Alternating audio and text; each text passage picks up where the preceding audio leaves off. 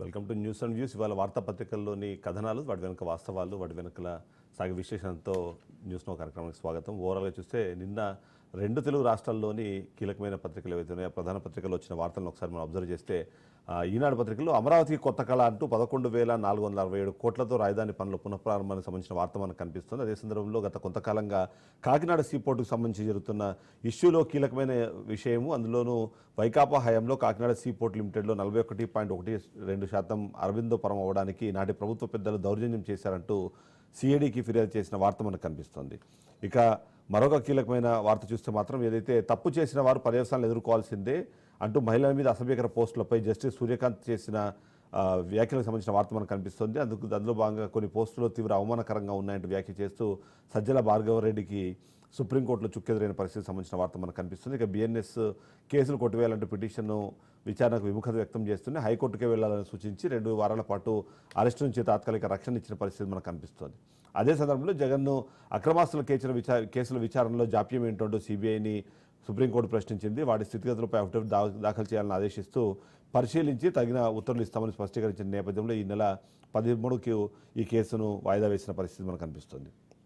ఇక బెల్ట్ షాపులకు సంబంధించిన వార్తలు రెగ్యులర్గా మనకు కనిపిస్తున్న నేపథ్యంలో మద్యం ఉల్లంఘనలకు 5 లక్షల జరిమానా విధిస్తూ ఏదైతే కొత్తగా తీసుకున్న నిర్ణయానికి సంబంధించిన వార్త కూడా మనకు కనిపిస్తుంది. అందులో ముఖ్యంగా నకిలీ మద్యం కానివ్వండి, లేకపోతే బెల్ట్ షాపులు పెట్టి నిర్వహించే విషయం పైన కానివ్వండి, మరొక బెల్ట్ షాపుల్ని పెట్టడం కానివ్వండి, అధిక ధరలకు మద్యం విక్రయించడానికి సంబంధించిన విషయం పైన సీరియస్గా రెస్పాండ్ అయిన పరిస్థితి మనకు కనిపిస్తుంది. ఇక ఆంధ్రజ్యోతి పత్రికను గమనిస్తే డిజిటల్తో దోపిడీ అంటూ ఇప్పటికే 50 కోట్లు తేలింది, సోషల్ సైకోలకు గత 5 ఏళ్ళు రాజపోషణ జరిగింది అంటూ విజిలెన్స్ పరిశీలనలో బయటకు వచ్చిన అక్రమాలకు సంబంధించిన వార్త మనకు కనిపిస్తుంది. ఇక బియ్యం దొంగల భరతం పడతామంటూ అక్రమ కట్టడిపై మంత్రి ఉపసంఘం ఏర్పాటు చేసిన నేపథ్యంలో ఆ వార్త మనకు కనిపిస్తుంది. సీఎం డిప్యూటీ సీఎం భేటీలో కీలకమైన నిర్ణయాలు జరిగాయి. అక్రమార్కులు వారికి సహకరించిన వారి వివరాలు ఇవ్వండి అంటూ కాకినాడ కోరడంతో పాటు కాకినాడ సీపోర్టుకు అధికారిగా ఓ ఐపీఎస్ను నియమించాలంటూ చేసిన విజ్ఞప్తికి సంబంధించిన వార్త మనకు కనిపిస్తుంది. ఇక స్మగ్లింగ్పై సీనియర్ ఐపీఎస్తో కమిటీ వేసి వ్యవస్థీకృత నేరంగా బియ్యం అక్రమ రవాణా జరుగుతున్న నేపథ్యంలో ఎగుమతి చేసిన కీలక వ్యక్తులపై చర్యలు తీసుకునేలాగా ఒక వార్త మనకు కనిపిస్తుంది. ఇక అమరావతి 2.0 అంటూ పరుగులు పెట్టబోతున్నాయి. 11,000 కోట్ల రూపాయలతో అభివృద్ధి పనులకు శ్రీకారం చుట్టిన నేపథ్యానికి సంబంధించిన వార్త మనకు కనిపిస్తుంది. ఇక సాక్షి పత్రికను గమనిస్తే ఎస్సీ ఎస్టీలకు షాక్ అంటూ ఉచిత విద్యుత్ కట్ అంటూ ఒక వార్త మనకు కనిపిస్తుంది. దాదాపు నెలకు 200 యూనిట్ల లోపు వాడిన బిల్లు కట్టాల్సిందే, పాత బకాయిల పేరుతో గుండెలు అదిరేలా బిల్లులు పంపిస్తున్నారంటూ ఒక వార్త మనకు కనిపిస్తుంది. ఇక రైతులను రోడ్డున పడేశావు, ధాన్యం సేకరణలో వైఫల్యంపై సీఎం చంద్రబాబుపై వైఎస్ జగన్మోహన్ రెడ్డి మండిపాటుకు సంబంధించిన వార్త మనకు కనిపిస్తుంది. మద్దతు ధర కల్పించాలన్న కనీస ధ్యాస కూడా ఈ సర్కారుకు లేదంటూ ఆయన ధ్వజమెత్తిన పరిస్థితి మనకు కనిపిస్తుంది. ఇక త్వరలోనే కులగణన అంటూ మరో వార్త మనకు కనిపిస్తుంది.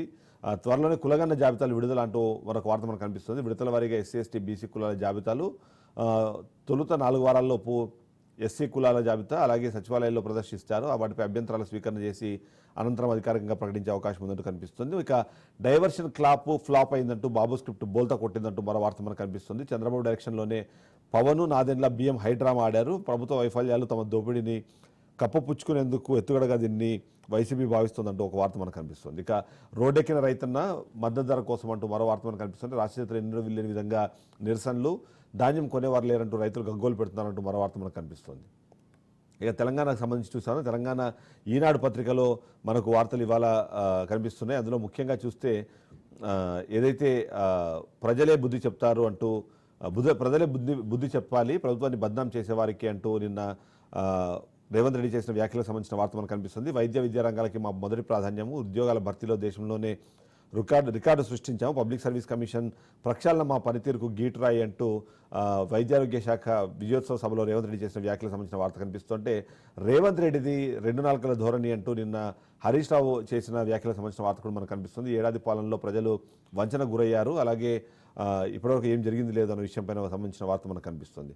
ఇక ఎన్కౌంటర్పై వివరణ ఇవ్వండి అంటూ మావోయిస్టుల మృతదేహాలను భద్రపరచండి అంటూ ప్రభుత్వానికి పోలీసులకు హైకోర్టు ఆదేశించిన నేపథ్యంలో ఆ వార్త మనకు కనిపిస్తుంది. ఇక వెలుగు పత్రికను గమనిస్తే వెలుగు పత్రికలో కూడా నిన్న విజయోత్సవాలకు సంబంధించిన వార్త మనకు కనిపిస్తుంటే, అంతేకాకుండా రిక్రూట్మెంట్లో మాది రికార్డు అంటూ ఏడాదిలో 50,000 ఉద్యోగాలు భర్తీ చేసినామంటూ సీఎం రేవంత్ రెడ్డి చేసిన వ్యాఖ్యలకు సంబంధించిన వార్త మనకు కనిపిస్తుంటే, మరోవైపు కూరగాయలు అమ్ముకునేటోళ్ళపైకి దూసుకెళ్లిన లారీ అంటూ ఏదైతే 4 మృతి 3 తీవ్ర గాయాల నేపథ్యంలో రంగారెడ్డి జిల్లా ఆలూరు గేట్ వద్ద జరిగిన రోడ్డు ప్రమాదానికి సంబంధించిన వార్త కూడా మనకు కనిపిస్తుంది. ఇక అప్పుల కిస్తీలు మిత్తీలకే 64,516 కోట్లు కడుతున్నాము. ఏడాది కాలంలో గత 10 ఏళ్ల రుణాలకు చెల్లించిన రాష్ట్ర ప్రభుత్వం అంటూ ఒక వార్త మనకు కనిపిస్తుంది. అందులో అప్పుల కంటే కిస్తీలు వడ్డీలకు ఎక్కువ రీపేమెంట్లు ఉన్నాయి. ఏడాదిలోపే తెచ్చిన కొత్త అప్పులు దాదాపు 52,000 కోట్లు ఉన్నాయి. అయినా ప్రతిష్టాత్మక స్కీమ్లకు 61,000 కోట్లు అవసరం ఉన్నాయి. రైతుల సంక్షేమానికి 57,000 కోట్లు ఖర్చు పెట్టేందుకు ఈ నిర్ణయం తీసుకున్నాము. అంతేకాకుండా 2 లక్షల రుణమాఫీకి మరో 20,617 కోట్ల అప్పుల నియంత్రణ పాటిస్తూ అభివృద్ధి సంక్షేమం వైపు వెళ్తున్నామంటూ చేసిన వ్యాఖ్యలకు సంబంధించిన వార్త కనిపిస్తుంటే, ఇక విభజన సమస్యలపై ముందడుగు 861 కోట్ల లేబర్ సెస్ పంపకానికి ఓకే చేస్తూ తీసుకున్న నిర్ణయానికి సంబంధించిన వార్త మనకు కనిపిస్తుంది. ఇక నమస్తే తెలంగాణలో మాత్రం దీనికి సంబంధించి పూర్తి విరుద్ధమైన వార్తలు మనకు కనిపిస్తున్నాయి. అందులో ముఖ్యంగా చూస్తే మాత్రం రుణమాఫీ ఎవరికైందో, రుణమాఫీ పూర్తయిందన్న ప్రభుత్వ ప్రకటనపై రైతులు ఆక్రోషంగా ఉన్నారు అంటూ వార్త మనకు కనిపిస్తూ, బ్యాంకులకు పరుగు తమ సంగతి ఏందని ప్రశ్నిస్తూ 4వ జాబితాలోనూ లేకపోవడంపై అసహనం వ్యక్తం చేసిన పరిస్థితులు, పలుచోట్ల వ్యవసాయాధికారుల నిలదీలకు సంబంధించిన వార్త మనకు కనిపిస్తుంది. ఇక ఏడాది పాలన ఎడతగని వేదన అంటూ మరో వార్త కూడా మనకు కనిపిస్తుంది.